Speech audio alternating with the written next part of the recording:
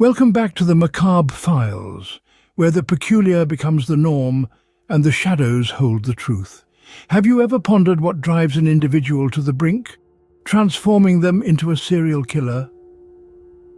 In the archives of American crime, few figures are as chilling and complex as Aileen Wuornos. Her name is etched in infamy. Notorious as one of the few women in history to embark on a murderous spree that would earn her the label of a serial killer. Wuornos was born Aileen Carol Pittman on February 29, 1956, in Rochester, Michigan. Her life was marred by hardship from the start.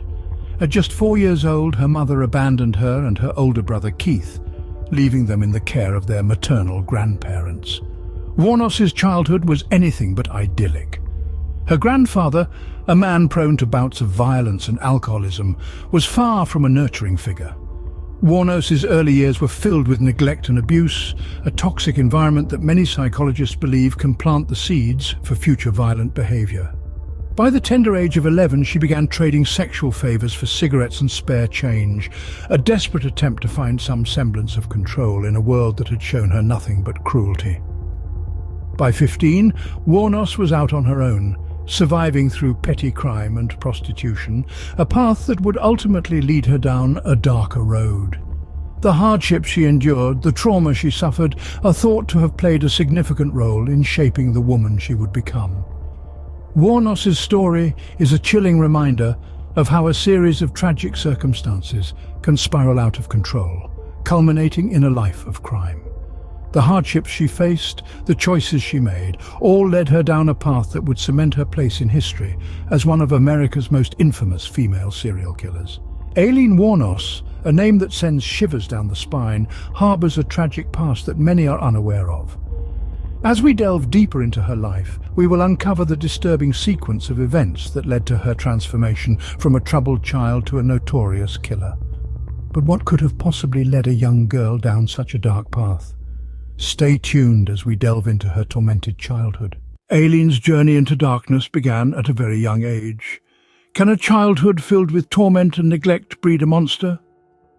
We invite you to delve into the early life of Aileen Wuornos, a troubled soul whose formative years were anything but ordinary. Born in Michigan in the early 1950s, Wuornos's life was marred by hardship from the beginning. Her father, a convicted sex offender, was incarcerated at the time of her birth, and she never met him. Her mother, unable to cope, abandoned Aileen and her older brother when they were just toddlers.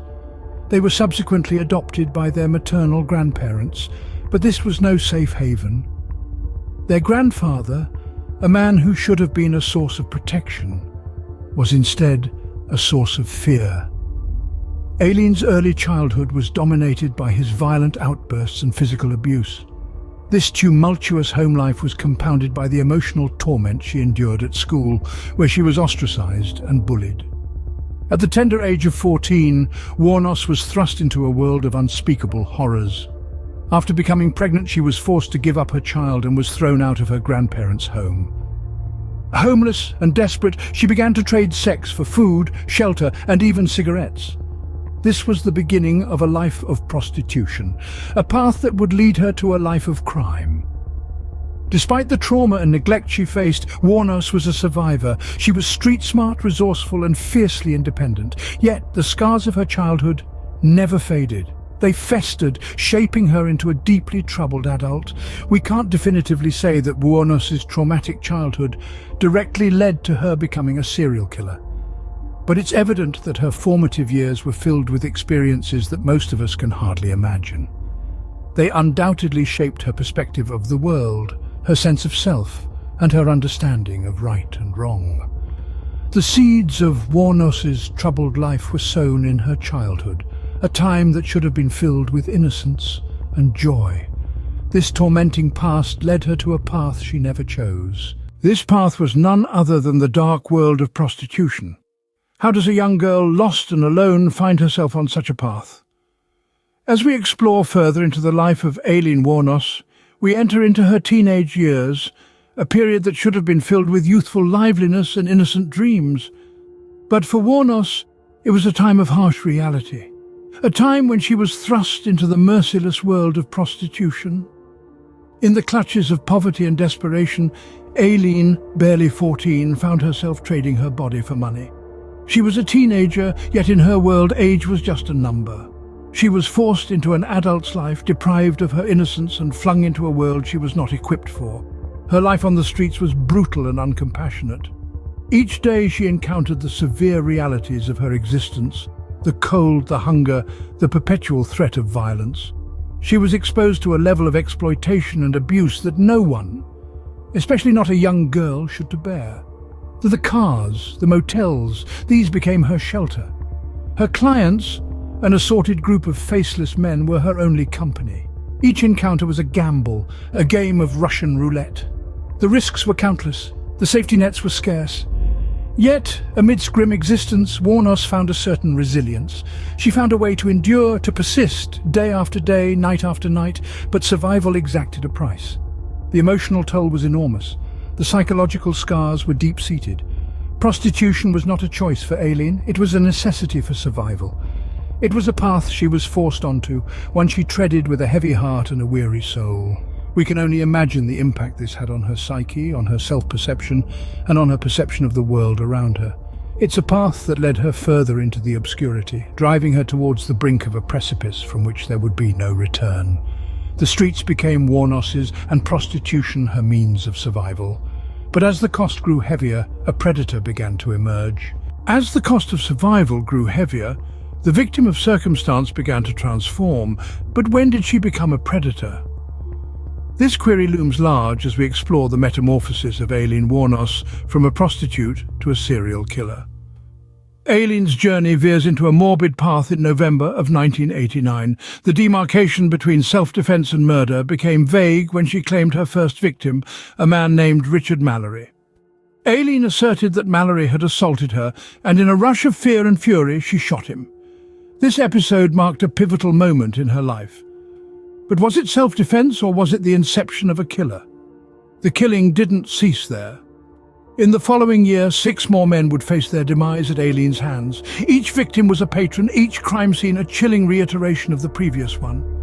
The pattern was evident. Aileen had morphed into a predator. The prey had turned into the predator. But what was the catalyst for this transformation? Was it her tortured past resurfacing? Or did the incessant threat of violence in her line of work push her to the brink? It might have been a mix of both.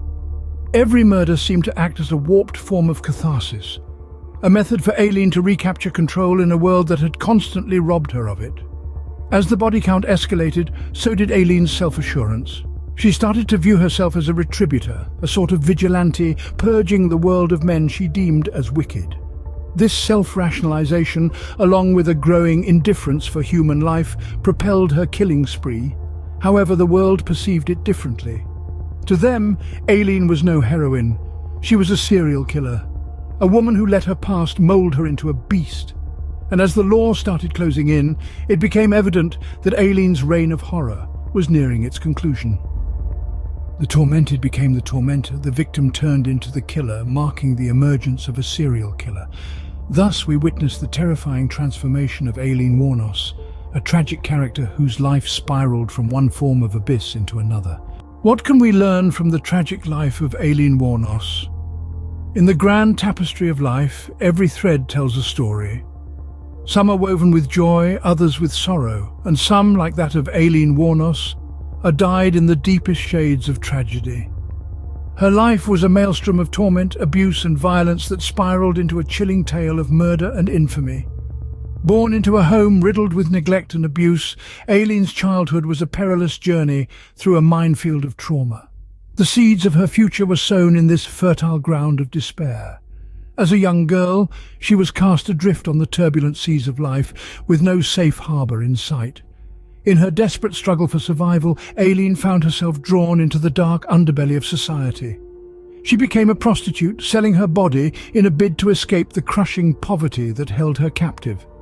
Yet the path she chose only led her deeper into the abyss. It was within this abyss that Aileen Wuornos, the prostitute, was transformed into Aileen Wuornos, the serial killer. Her victims were men, many of whom sought her out for her services. Yet they became the unwitting targets of her pent-up rage, the manifestation of her years of abuse and neglect. But what does her story tell us? It's a stark reminder that crime does not exist in a vacuum. It's often the culmination of a series of traumatic events, a desperate cry for help that goes unheard until it's too late. It underscores the dire need for society to address the root causes of crime, poverty, abuse and mental health, instead of merely dealing with the aftermath. Her life also highlights the importance of empathy and understanding. Labeling Aileen as a monster, a villain, oversimplifies the complex reality of her existence. It's a narrative that conveniently overlooks the fact that she was, first and foremost, a victim of her circumstances. Aileen Wuornos, a victim or a villain? Perhaps she was a bit of both. A tragic example of how life's harsh realities can twist and shape a person into something monstrous. Stay tuned for more spine-tingling stories with the Macabre Files. Until next time, stay safe, stay curious.